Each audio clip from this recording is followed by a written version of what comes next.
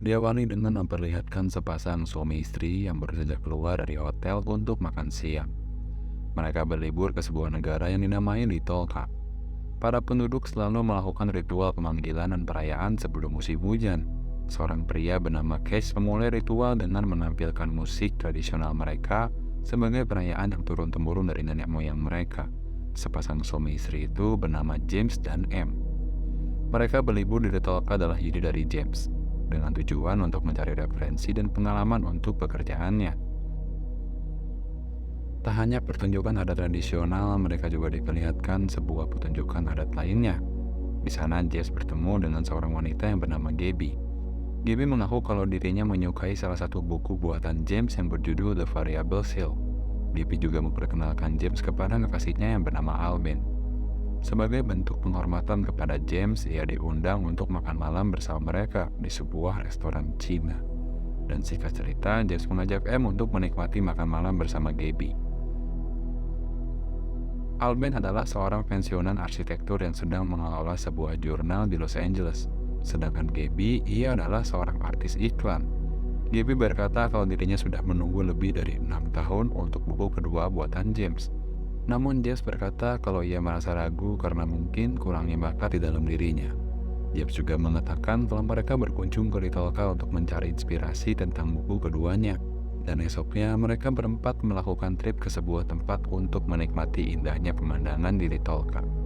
Disuguhkan dengan pegunungan dan laut yang begitu segar. Walaupun James seorang penulis yang gagal, memilih James karena ia merasa kalau James adalah sebuah keberuntungan baginya. Maka dari itu, M tidak peduli seberapa miskin James. Yang penting, ia selalu ada di sampingnya. M sudah cukup bahagia. Sejak pertama kali James bertemu dengan Gabby, James merasa kalau Gabby memiliki ketertarikan kepada dirinya. Itu diperlihatkan ketika pesta semalam. Gabby hanya memperhatikan James berkali-kali. Bahkan sekarang pun Gabby hanya memperhatikan James dan tidak memperdulikan Alben ketika ditawari daging yang sangat lezat. Di saat itu, James yang sedang buang air kecil, ia digoda oleh Gabby. Entah kenapa Gabby melakukan itu kepada James, yang pasti James merasakan sebuah hasrat seksual kepada Gabby. Dan singkat cerita, mereka berencana untuk kembali ke penginapan. Gabby dan M tidur di belakang dan James dimintai untuk menyetir mobil. Sepanjang perjalanan, James masih memikirkan dengan apa yang sudah dilakukan Gabby kepadanya. Sampai tiba-tiba, ia terkejut ketika menabrak seseorang. Jelas itu membuat James terkejut dan memberhentikan mobilnya. James dan M yang dalam keadaan panik mencoba untuk berpikir dan melaporkan kejadian ke pihak kepolisian. Namun Alben dan Gabby menjelaskan kalau di Little Cup berbeda dengan negara lainnya. Di Little Cup bukanlah negara yang beradab. Polisi tidak akan memenjarakan mereka, tapi akan memperkosa dan membuang mayat mereka sebagai hukuman. Dan Alben menyarankan mereka untuk kembali ke mobil, jalan dan lupakan apa yang terjadi. Kejadian itu membuat James dan M merasa ada yang salah. Sepanjang perjalanan mereka berdua hanya bengong dan tak habis pikir dengan apa yang telah terjadi. Dan sampai keesokan paginya James didatangi pihak kepolisian dan dibawa ke kantor polisi. Hal itu membuat James dan M merasa panik dan bertanya-tanya, apa yang akan terjadi terhadap mereka? Dipenjara? Dibunuh? Semuanya campur aduk sampai di mana James diinterogasi oleh salah satu detektif yang bernama Trace. Trace menjelaskan kalau Alben, Gabby, dan M sudah mengkonfirmasi kalau James menabrak seorang petani yang bernama Myron dalam keadaan mabuk. Dan pihak dari keluarga menyatakan kalau James harus dibunuh oleh adik dari Myron.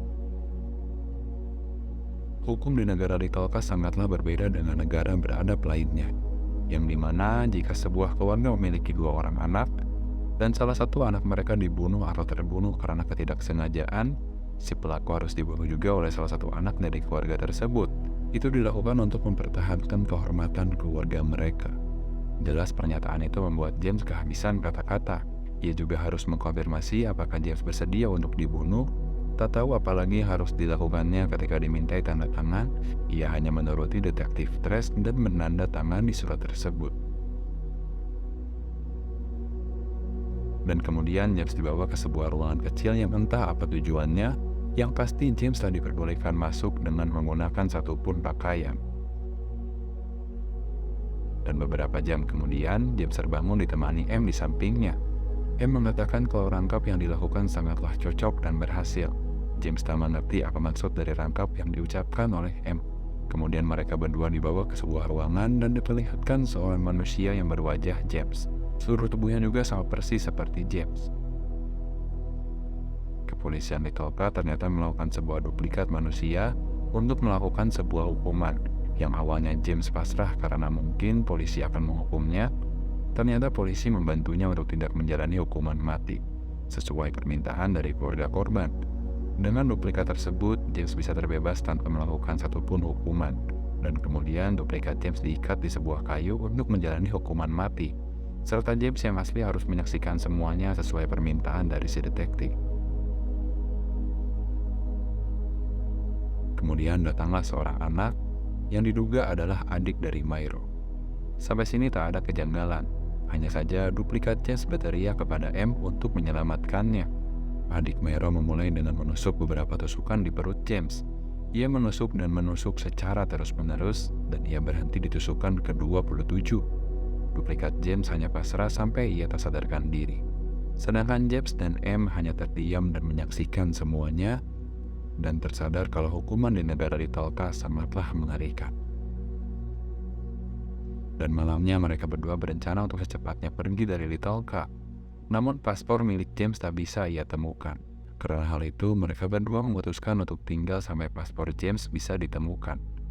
James pun pergi ke resepsionis dan memperpanjang masa waktu menginap selama 1 minggu. Di sana James bertemu dengan Gabby. Gabby mengajaknya untuk mengobrol beberapa hal dan mengajak James mengunjungi vilanya di dekat hotel. Singkat cerita, Gabby membawa James ke vilanya dan bertemu dengan beberapa teman Gabby dan Alben. Kedatangan James disambut lembut dengan segelas miras oleh Alben. Salah satu teman Alben yang bernama Modan mengatakan, bagaimana jika James yang asli yang dibunuh? Bisa saja tubuhnya ditukar dengan yang asli, dan James yang sekarang adalah James tiruan. Dan kemudian James diikutsertakan untuk menjalani ritual perkumpulan mereka. Awalnya James merasa ragu untuk ikut, tapi setelah Gabby mengatakan kalau ritual ini sangatlah penting karena James bisa dibilang sudah direndahkan oleh pihak keluarga korban, James langsung menerimanya dan ikut melakukan ritual. Dengan menggunakan topeng berwajah iblis, mereka semua bersiap untuk membunuh sebuah keluarga besar. Dimulai dengan mendobrak dan menyekap satu keluarga, dan James sendirilah yang harus membunuh mereka. Namun rencana mereka gagal karena masih ada satu orang lagi yang bersembunyi, lalu membabi buta mereka semua dan membuat Alben terluka karena tembakan.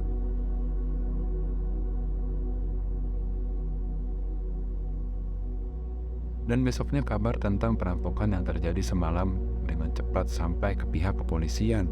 Itu membuat mereka semua dibawa ke kantor polisi dan diberikan hukuman mati. Namun tak disangka, hukuman atau menduplikat manusia seringkali dijadikan bahan hiburan oleh perkumpulan Alben dan Gabby. Tubuh mereka semuanya dirangkap dan dibunuh semuanya dengan serentak, demi hiburan semata.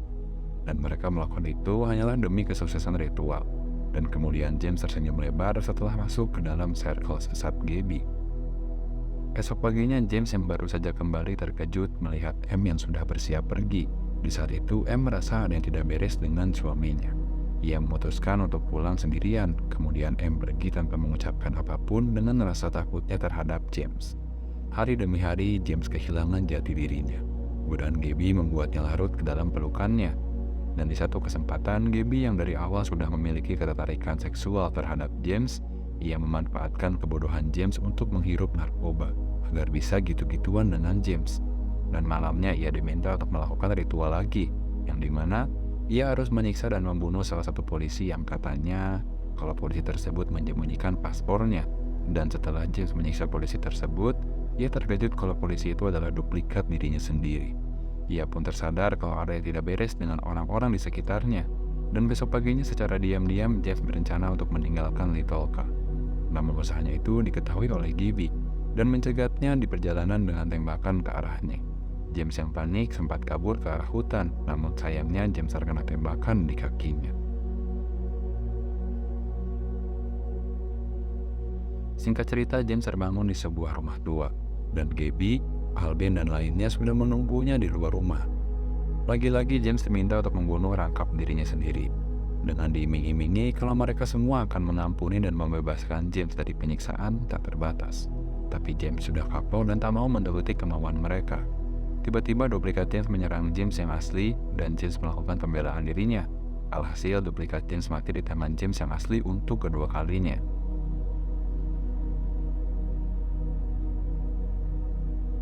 Dan besoknya, James bersiap untuk kembali ke negaranya. Dan paspornya pun sudah ada di tangannya. Gabby, Alben, dan lainnya juga ikut mengantar James ke bandara untuk terakhir kalinya.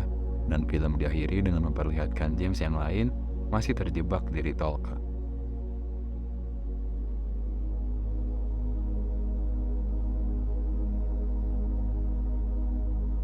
Sesuai dengan judulnya, rangkap atau duplikat manusia yang terjadi menggambarkan betapa mengerikannya hukuman di negara Ritolka.